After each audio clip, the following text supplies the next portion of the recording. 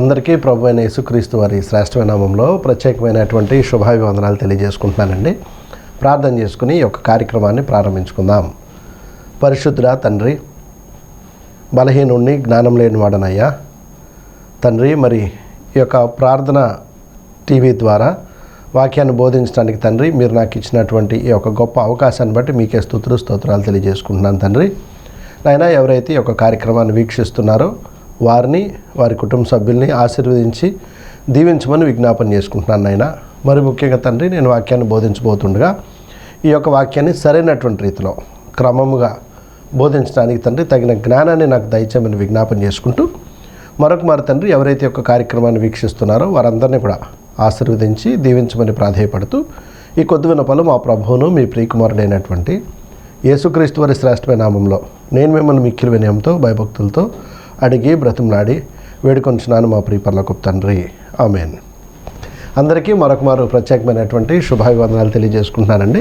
అందరూ దేవుని యొక్క కృపలో, దేవుని యొక్క ప్రేమలో వర్ధిల్లుతున్నారని నేనైతే ప్రగాఢంగా విశ్వసిస్తున్నాను. పోయినసారి కూడా నేను మిమ్మల్ని అడిగాను కదా, మా గురించి, మా సేవ గురించి కూడా ప్రార్థన చేయమని ప్రాధేయపడ్డాను. మీరు మా గురించి కూడా ప్రార్థన చేయండి. ముఖ్యంగా ఈ యొక్క టీవీ పరిచర్య గురించి కూడా ప్రత్యేకంగా మీ యొక్క ప్రార్థన మాకు అవసరం. ఎందుకంటే అనేక మంది ఈ యొక్క వాక్యాలు వింటున్నారు. వాక్యాలు విని వారి యొక్క చక్కగా వాళ్ళ యొక్క శుభాకాంక్షలు మాకు తెలియజేస్తున్నారు. అందుని బట్టి దేవునికి నేను ప్రత్యేకంగా కృతజ్ఞతాస్తుతులు తెలియజేసుకుంటున్నాను. మంచిది, ఈరోజు మనం వాక్య భాగంలోనికి వెళ్ళిపోదాం డైరెక్ట్గా. మొదటిగా తెస్సలోనికీయులకు రాసినటువంటి రెండవ పత్రిక 2వ అధ్యాయము 11-12 వచనాలు చదువుతున్నాను. ఇందుచేత సత్యమును నమ్మక దుర్నీతి యందు అభిలాష గల వారందరూ శిక్షావిధి పొందుటకై అబద్ధమును నమ్మునట్లు. ఒకసారి కాస్త కాన్సన్ట్రేటెడ్గా ఈ యొక్క వాక్యాన్ని మీరు వినాలని నా యొక్క మనవి. అబద్ధమును నమ్మునట్లు మోసము చేయు శక్తిని దేవుడు వారికి పంపుచున్నాడు. ఎవరికి పంపుచున్నాడు దేవుడు? మోసం చేసేటటువంటి శక్తిని అసలు దేవుడు పంపుతాడా అని మనకు ఒక డౌట్ వస్తుంది కదా. పాత నిబంధనలో ఎక్కడైనా జరిగిందేమో ఒకసారి మీకే నేను ఆ యొక్క హింట్ ఇస్తున్నా. ఎక్కడ జరిగిందో కూడా ఊరికి ఒక హింట్ ఇస్తున్నా. దావీదు ఆయనకు సంబంధించినటువంటి రిలేటెడ్గా ఎక్కడైనా జరిగిందేమో ఒకసారి మీరు చెప్పండి. మీ మనసులకు తెలిస్తే చాలా సంతోషం. రైట్. ఇందుచేత సత్యమును నమ్మక, సత్యం అంటే వాక్యమే సత్యము. సత్యమును నమ్మక అంటే వాక్యాన్ని నమ్మక దుర్నీతి యందు అభిలాష గల వారందరూ, అంటే పాపం సాధారణ క్రైస్తవులకు సంబంధించినటువంటి విషయం కాదు ఇది. ఎవరైతే వాక్యాన్ని నమ్మరో, ఎవరైతే వాక్యానుసారంగా బ్రతకరో, ఎవరైతే దుర్నీతి యందు అభిలాష కలిగి ఉంటారో, నీతి ఉంది, దుర్నీతి ఉంది. ఆయన రాజ్యమును, నీతిని వెతకండి అని బైబిల్ చెప్తుంది కదా. అలాగే నీతిని వెతకండి అని చెప్పినప్పుడు మరి దానికి ఆపోజిట్గా దుర్నీతి కూడా ఉంటుంది. దేవుడు ఆదాముతో మాట్లాడినప్పుడు, హవ్వతో మాట్లాడినప్పుడు అపవాది కూడా మరి వాళ్ళతో మాట్లాడాడు. అంటే ఎక్కడైతే ఒక పాజిటివ్ ఉంటుందో అక్కడ నెగిటివ్ కూడా ఉంటుంది. ఎక్కడైతే వాక్యం ఉంటుందో ఆ వాక్యానికి విరుద్ధంగా మరొక కార్యక్రమం అక్కడ జరుగుతూ ఉంటుంది. ఎక్కడైతే సత్యం ఉంటుందో ఆ సత్యం కూడా ఉంటుంది. ఎక్కడైతే నీతి ఉంటుందో అక్కడ దుర్నీతి కూడా ఉంటుంది. ఈ వచనం అదే చెప్తుంది. ఎవరైతే దుర్నీతి యందు అభిలాష గల వారందరూ శిక్షావిధి పొందుటకై అబద్ధమును నమ్మునట్లు. ఈ మాట ఒకసారి జ్ఞాపకం చేసుకోవాలి. అబద్ధమును నమ్మునట్లు మోసము చేయు శక్తిని దేవుడు వారికి పంపుచున్నాడు. ఇప్పుడు దేవుడు పంపించేటటువంటి అసలు ఆ వాక్యాన్ని మనం ఎలా అర్థం చేసుకోవాలో ఒకసారి మీరు బైబిల్ తీసుకుని చదవాలి క్లియర్గా. కాసేపు వాక్యం విందాం. కొంచెం ఇంపార్టెంట్ విషయాలు నేను మీతో మాట్లాడబోతున్నానండి ఈరోజు. కాస్త మనసుకి ఇంతవరకు మీరు ఫాలో అయినటువంటి విషయాలు కొన్ని ఉంటాయి కదా, దానికి విరుద్ధంగా నేను చెప్తున్నాను అనుకోకండి. బైబిల్లో ఏది ఉందో అదే నేను చెప్పడానికి ప్రయత్నిస్తున్నాను తప్ప మనుషుల యొక్క పారంపర్యాచారాలకు సంబంధించిన విషయాల్ని నేను టచ్ చేయాలనుకోవట్లేదు. జనరల్గా బైబిల్లో ఏది ఉందో అదే నేను మీకు చెప్పాలనుకుంటున్నాను. మంచిది. మొదటిగా మరొక వచనాన్ని మనము చూద్దాం. తిమోతికి రాసినటువంటి మొదటి పత్రిక 1వ అధ్యాయము 10వ వచనాన్ని మనం ఒకసారి చదువుదామండి. 10వ వచనంలో చూస్తే, హితబోధకు విరోధి అయిన వాడు మరి ఎవడైనను ఉండిన ఎడల అట్టి వానికి నియమింపబడెను కానీ అనే మాట ఉంటుంది. హితబోధకు అంటే ఆరోగ్యకరమైన బోధకు విరోధి అయిన వాడు అనేటటువంటి మాటను మనం ఇక్కడ చూస్తున్నాం. అంటే హితబోధ ఉంటుంది, అలాగే హితము కానేటువంటి బోధ కూడా ఉంటుంది. సత్యం ఉంటుంది, అసత్యం ఉంటుంది. ఇంతకుముందు చాలా చక్కగా మనం మాట్లాడుకుంటూ వస్తున్నాం కదండి. మరొక వచనం చూద్దామా? అదే తిమోతికి రాసిన మొదటి పత్రికలోనే 6వ అధ్యాయము 3వ వచనాన్ని ఒకసారి చదువుదాం. 6వ అధ్యాయము 3వ వచనాన్ని నేను చదువుతున్నానండి. ఎవడైనాను మన ప్రభు అయిన యేసుక్రీస్తు యొక్క హితవాక్యములను, అంటే హితవాక్యం అంటే ఆరోగ్యకరమైన వాక్యం, దైవభక్తికి అనుగుణమైన బోధను అంగీకరింపక. దైవభక్తికి బోధకి రిలేషన్ ఉంది. దైవభక్తికి బోధకి రిలేషన్ ఉంది. చాలా సీరియస్ మాట ఇది.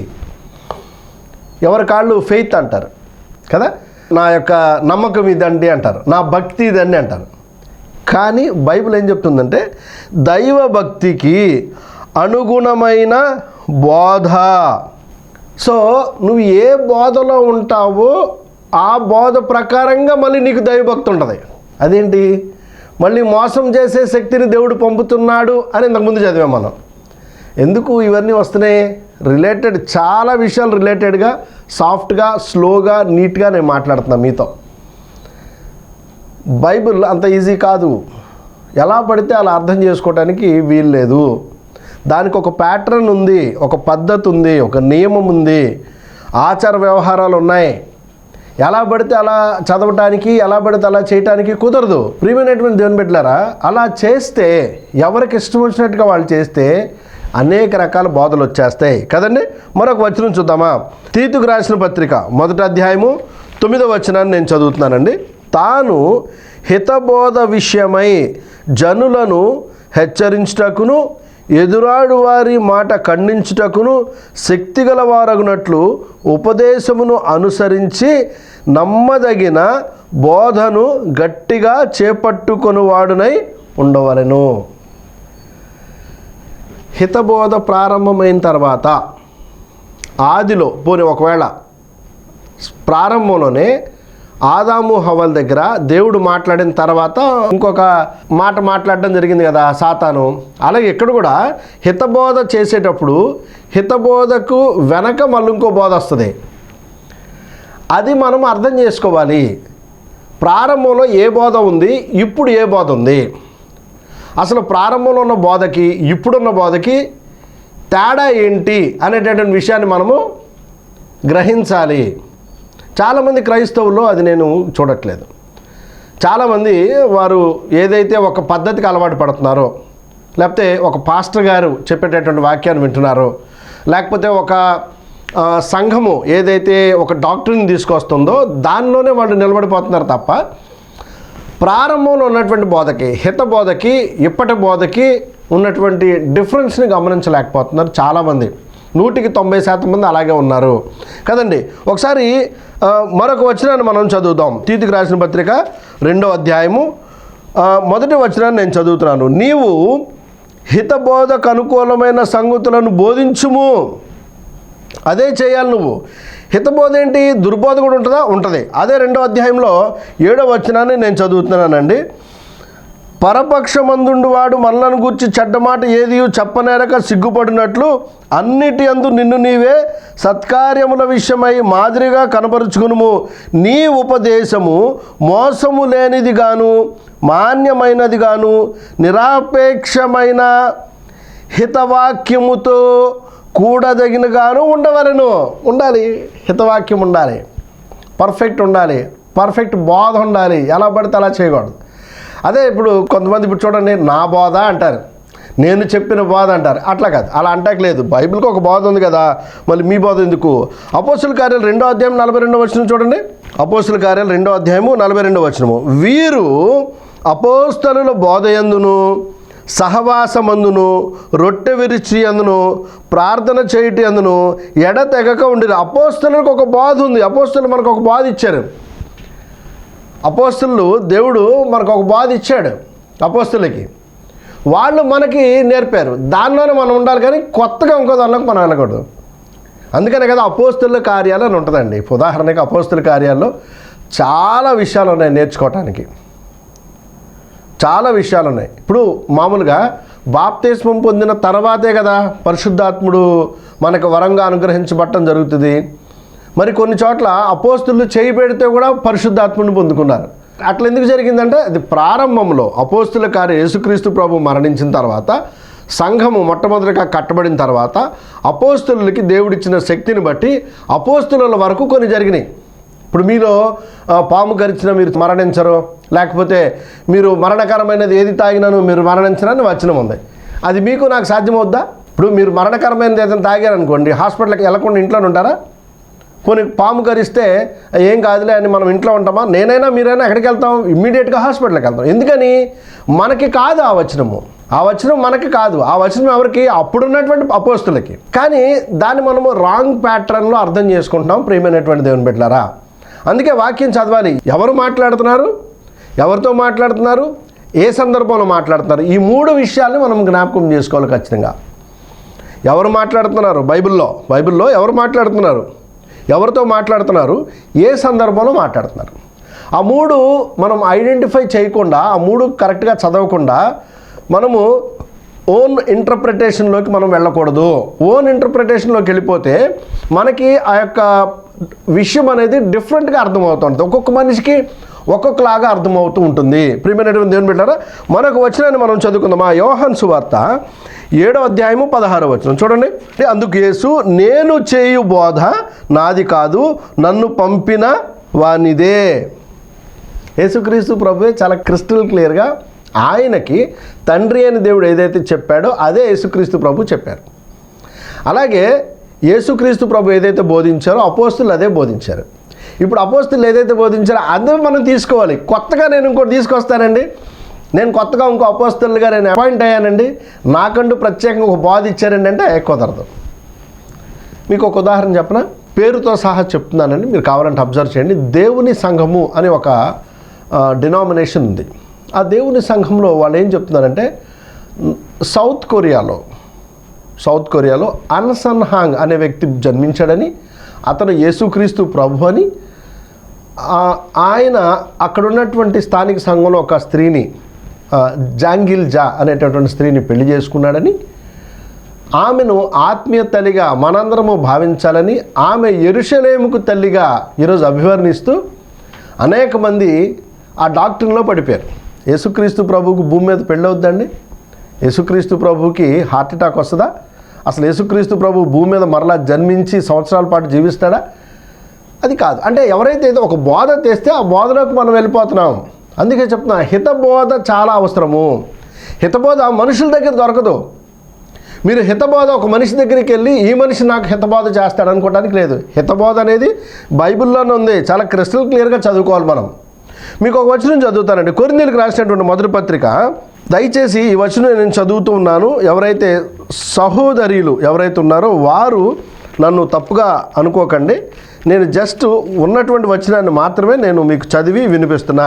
కొరింథీయులకు రాసినటువంటి మొదటి పత్రిక 14వ అధ్యాయము 34వ వచనాన్ని నేను చదువుతున్నానండి. 14వ అధ్యాయము 34వ వచనాన్ని నేను చదువుతున్నాను. స్త్రీలు సంఘములలో మౌనముగా ఉండవలెను. నేనేమంటలా, బైబిల్లో ఉన్న వచనం చదివా, మీరు దయచేసి నన్ను ఏమనుకోకండి. స్త్రీలు సంఘములో మౌనముగా ఉండవలెను, అంతే. సంఘములలో అంతేనండి, మౌనముగా ఉండవలను. వారు లోబడి ఉండవలసినదే కానీ మాటలాడుటకును వారికి సెలవు లేదు, ఇలాగూ ధర్మశాస్త్రమును చెప్పుచున్నది. నేనే కాదులే, ధర్మశాస్త్రం కూడా చెప్తుంది అంటున్నారు పౌలు గారు. మరి స్త్రీ మాట్లాడకూడదు అని చెప్తుంటే మరి స్త్రీలు వాక్యాన్ని బోధించవచ్చా? ఆలోచించండి.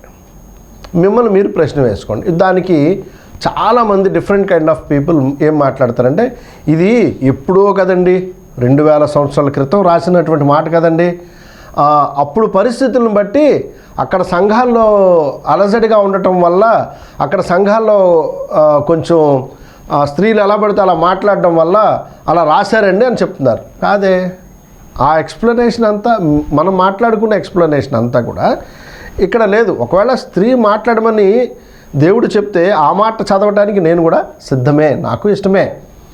స్త్రీలు అభివృద్ధి చెందాలి, గొప్పగా ఉండాలి, అన్ని రకాలుగాను ఉన్నతమైన స్థితిలో ఉండాలి, నాకు ఇష్టం, అందరికీ ఇష్టమే. అయితే వచనాన్ని మనం ఒకసారి జ్ఞాపకం చేసుకోవాలి, వచనాన్ని ఒకసారి చదవాలి. అందులో అక్కడితో ఆగిపోకుండా పౌలు గారు ఏం రాస్తున్నారంటే, వారు ఏమైనాను నేర్చుకొనగోరిన ఎడల ఇంట తమ తమ భర్తలను అడగవలను, సంఘములో స్త్రీ మాటలాడుట అవమానము. సంఘములో స్త్రీ మాటలాడుట అవమానము. సంఘం అనగా మరలా మనకి ఇది సొసైటీలో ఉన్న సంఘాలు కాదు, ఆదివారం ఆరాధనలో మాత్రమే, ఆదివారం ఆరాధనలో మాత్రమే ఇది అవమానము అని బైబిల్ చెప్తుంటే నేను ప్రవక్తిని అని మనం ఎలా మాట్లాడతాం? ప్రియమైన సహోదరి, నన్ను క్షమించండి, నేను మిమ్మల్ని మీకు అగెయిన్స్ట్ కాదు, బైబిల్లో ఎలా ఉంది అని నేను మాట్లాడుతున్నాను అంతే. ఎవరితో నేను అగెయిన్స్ట్ కాదు, మనందరము సహోదరి సహోదరులు. కానీ బైబిల్ ఎలా చెప్తుంది కదా, ఈ వచనం ఎలా ఉంది కదా, మరలా మనము దీన్ని దాటి ముందుకెళ్తే అది ఆజ్ఞాతిక్రమం అవుతుంది కదా, ఆజ్ఞాతిక్రమం పాపం అవుతుంది కదా. ఆ మాట చూడండి, అక్కడితోనే ఆగిపోవట్లా పౌలు గారు. సంఘములో స్త్రీ మాట్లాడుట అవమానము అని ఆగిపోకుండా, దేవుని వాక్యము మీ యొద్ద నుండే బయలు వెళ్ళినా మీ యొద్దకు మాత్రమే వచ్చినా,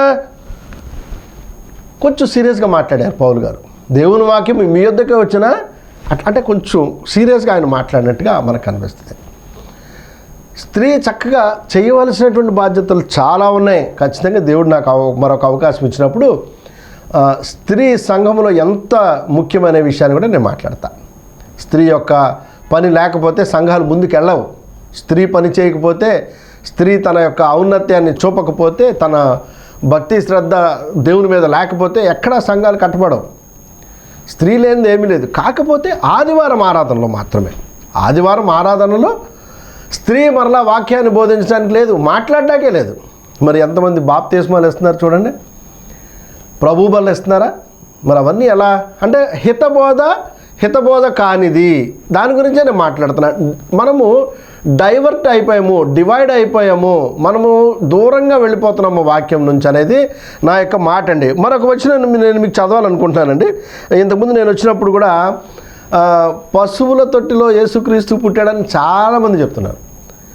కొన్ని వందల సంవత్సరాల నుంచి ఇదే గొడవ, పశువుల తొట్టిలో పుట్టాడు, పశువుల తొట్టిలో చక్కగా ఎంత దీనాతి దినమో నా యేసయ్య అనేటటువంటి కీర్తన, ఒక సాంగ్ ఉంది.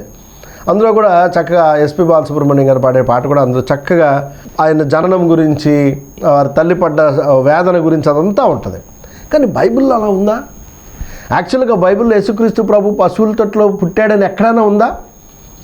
ఎక్కడా లేదు బైబిల్లో. ఒకసారి చూద్దామా? మీరు మత్తయి సువార్త 1వ అధ్యాయం 20వ వచనం చదవండి. అందులో ఏమైనా ఉందేమో మీరు చూడండి, అందులో ఉండదు. మార్క్ సువార్తలో అయితే ఇన్ఫర్మేషన్ ఉండదు, జాన్లో కూడా ఇన్ఫర్మేషన్ ఉండదు.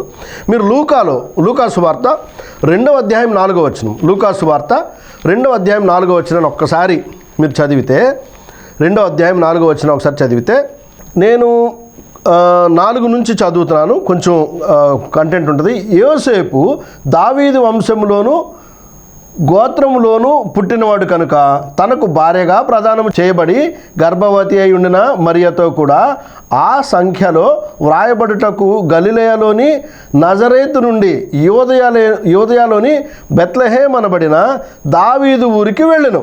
బెత్లెహేంలో పుడతాడని వచనాలు ఉన్నాయి, ప్రవచనాలు ఉన్నాయి. బెత్లెహేంలో యేసుక్రీస్తు ప్రభు పుడతాడని ఎన్నో ప్రవచనాలు ఉన్నాయి. ఓకే, దాని గురించి మనం ఏం కాదంట్లా. చూడండి, బెత్లెహేం అనబడిన దావీదు ఊరికి వెళ్ళెను. వారెక్కడ ఉన్నప్పుడు ఆమె ప్రసవ దినములు నిండెను గనక. వారు ఎక్కడున్నారు? పశువుల తొట్లో ఉన్నారా? బెత్లెహేంలో ఉన్నారా? బెత్లెహేంలో ఉన్నారు. వారు అక్కడ ఉన్నప్పుడు ఆమె ప్రసవ దినమును నిండెను గనుక తన తొలిచూలు కుమారుని కని, తనకి తొలిచూలు కుమారుడు అంటే ఏకైక కుమారుడు అన్నట్ల, తొలిచూలు కుమారుడు అంటే తర్వాత మరలా ఆమెకి బిడ్డలు పుట్టారని అర్థం. తొలిచూలు కుమారుని కని, ఎక్కడా పశువుల తొట్లనా ఉందా? పశువుల తొట్ల అని రాయబడి ఉందా? బెత్లెహేంలోనే ఉందా? బెత్లెహేంలో ప్లేస్ నోట్ చేయలేదు, ఎందుకంటే దేవుని చిత్తం కాదు. ఆ ప్లేస్ మనకి చెప్పటం అనేది దేవుని చిత్తం కాదు, అది ఆయనకి ఇష్టం లేదు. మనం ఎందుకు దాని గురించి ఎతకాలి? మనం ఎందుకు దాని గురించి ఫైండ్ అవుట్ చేయాలి? దాని గురించి మనం ఎందుకు పాఠాలు రాయాలి? అవసరం లేదు దాని గురించి. తొలిచూలు కుమారుని కన్నారు ఎక్కడ? బెత్లెహేంలో, అంతే.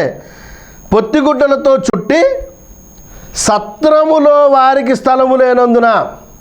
పోనీ సత్రంలో పుట్టాడంటే అదొకటని అనుకోవచ్చు. సత్రంలో స్థలము లేనందున అంటే వాళ్ళు జనసంఖ్య రాస్తున్నారు కదండి. ఇప్పుడు దాన్ని ఏమంటారు, మనకి జనసంఖ్య రాస్తున్నప్పుడు వాళ్ళు కూడా ఆ సత్రంలోకి వెళ్ళారు. ప్లేస్ ఉంటే అక్కడ ఉండొచ్చని.